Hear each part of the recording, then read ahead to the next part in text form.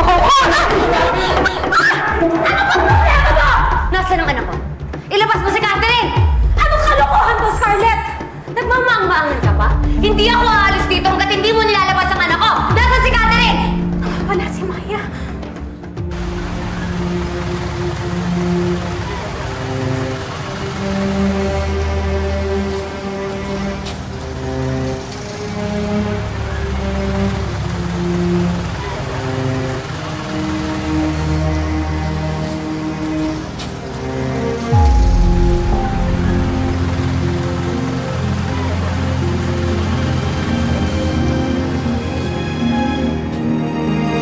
Wala yung anak ko?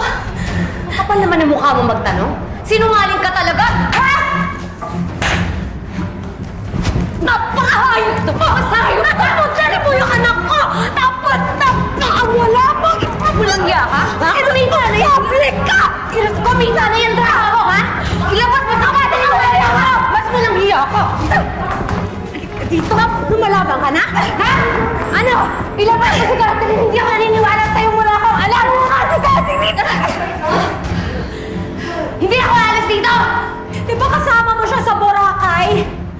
Bakit ako yung sinisisi mo? Kita mo na? Paano mo nalaman na pupunta kami ng Boracay? Eh di lumabas din dyan sa bibig mo na pinasusundan mo kami! Ilabas mo si Catherine! Ilabas mo si Catherine! Sinungaling ka! Ilabas na! Scarlett! Tama na yan! Tama na yan! Di ba kasama sa'yo? Walang kasalanan si Isabel!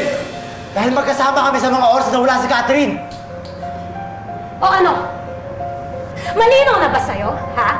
Pwede na ba kita sumbatan sa pagiging papaya mo sa anak ko? Hindi ako tanga. Pwede naman meron ka kutsaba, ha? Scarlett, tama na! Alam mo, Scarlett, hindi mo mahahanap ang anak ko kung puro ka na lang bintang. Kapal ng mukha mo. Scarlett!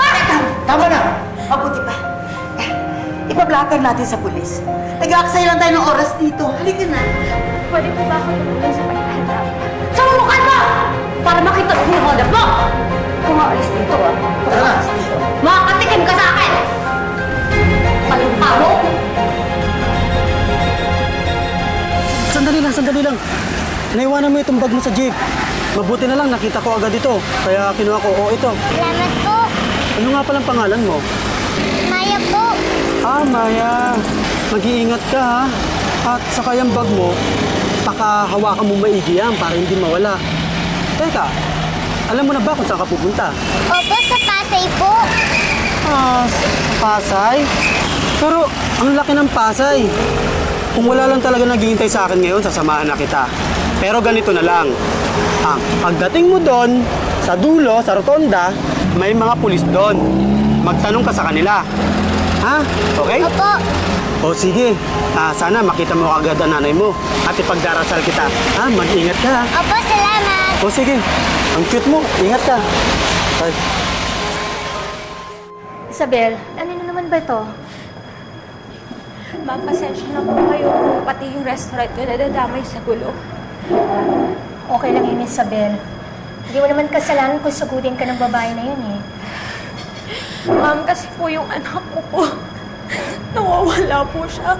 Kailangan ko po siyang hanapin. Pasensya na po kayo kung nadadamay po pati trabaho ko. Isabel, wala ka namang choice. Siyempre, nanay ka. Dapat mo lang hanapin ang anak mo. Pero hintayin mo muna si attorney. Alam na niya yung mga nangyari. Dadaanan ka daw niya dito. Maraming salamat po.